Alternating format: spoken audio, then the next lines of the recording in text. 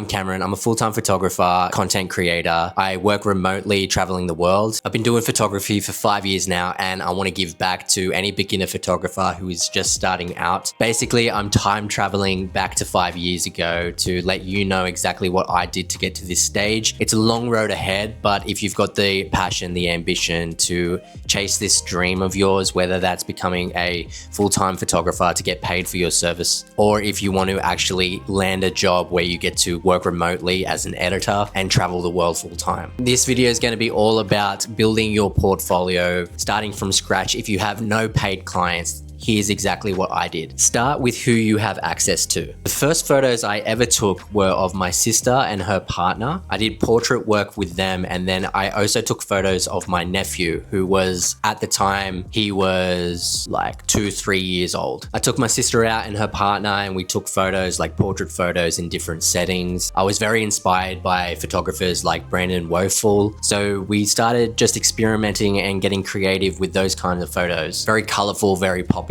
As well as we went outdoors, and I was trying different photography styles, like I was trying levitation photography, different action shots that are Geordie Coalytic style. I would also shoot my friend's car as well. We took his car out to the beach in Newcastle, Australia. We angled his car and positioned it in a park. We also went to the beach. What did I do with these photos? I posted them on Facebook because I knew that Facebook is a very family orientated network. A lot of the older generation, when I say older generation, I mean from my age up, use Facebook. People still use Facebook as a social media platform and less business.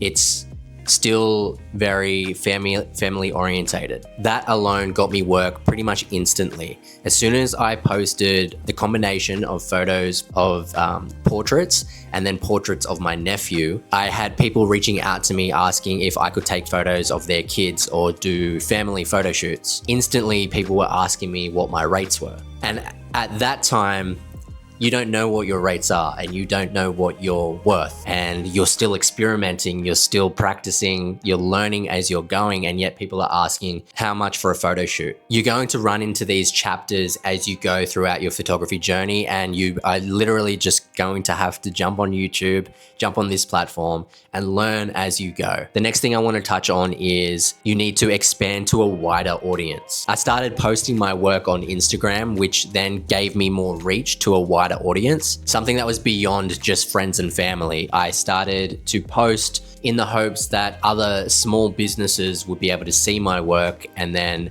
reach out to me, pretty much giving an open door to those who are beyond my friends and family to just reach out and ask me what my rates are. The more I experimented with different things, shooting cars, doing portraits, cafes, I reached out to different cafes, local cafes around the area as well, saying, hey, do you need some photos?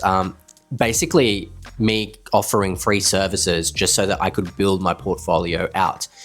And at the same time, while you're doing this, you are experimenting in terms of what you like to photograph more of.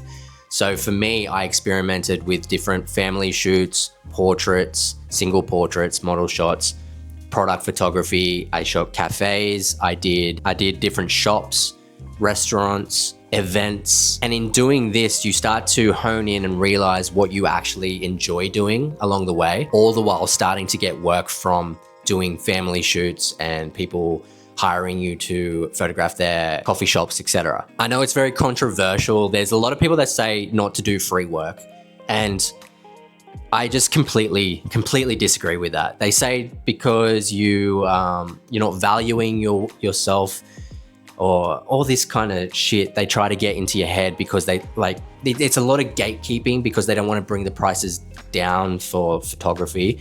However, there's such a huge market out there, and if you are just trying to if you are trying to tell someone not to do free work because then customers and that will go to the people offering free work, and you can't compete with that, you're a commodity. And I don't think the aim is to be a commodity. You want to stand out as an individual, that someone will pay you over someone doing free work because they value your work so much more.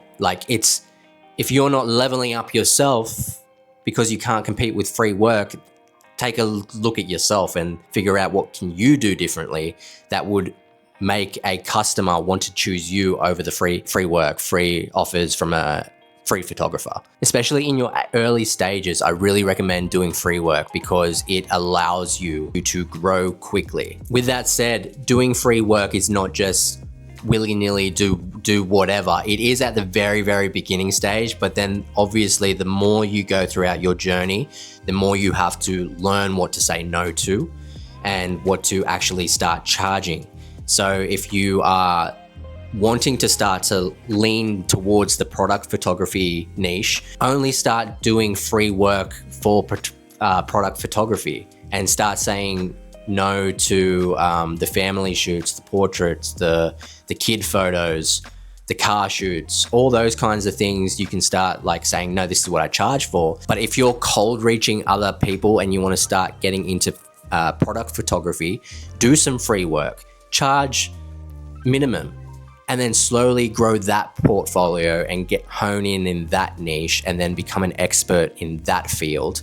And then you'll be able to start to increase your prices that way, going down that path. But for the very beginning, if you have no clients and you have no portfolio, I do recommend doing free work. I pretty much just talked about my third point, and that is experiment to discover your style. So I shot many different things. However, the main thing for me that I started leaning towards was portrait photography. And I got really creative with portraits. After photographing my sister and her partner, I started to reach out to other people through Facebook and different photography Facebook communities where you would offer TFP, which is time for print, because there are models out there who are starting their journey as well and they want to build their portfolio. So they are willing to model for photographers to help build that portfolio, and it's a win-win. The photographer starts to build their presence and with their portfolio. Number 4, keep your gear simple. When I started, I only had a entry-level camera. I had the Canon 100D. With just a kit lens, and that's basically all I had. I had some cheap softbox lights that I had from Amazon, but that's basically what I started with. And I remember I posted a video about the different kinds of photos you can get with a kit lens. You can actually watch that video here. I made that 5 years ago. That's one of my best performing videos because I know that a lot of beginner photographers start off with a kit lens. I wanted to show that you don't have to invest the money first up.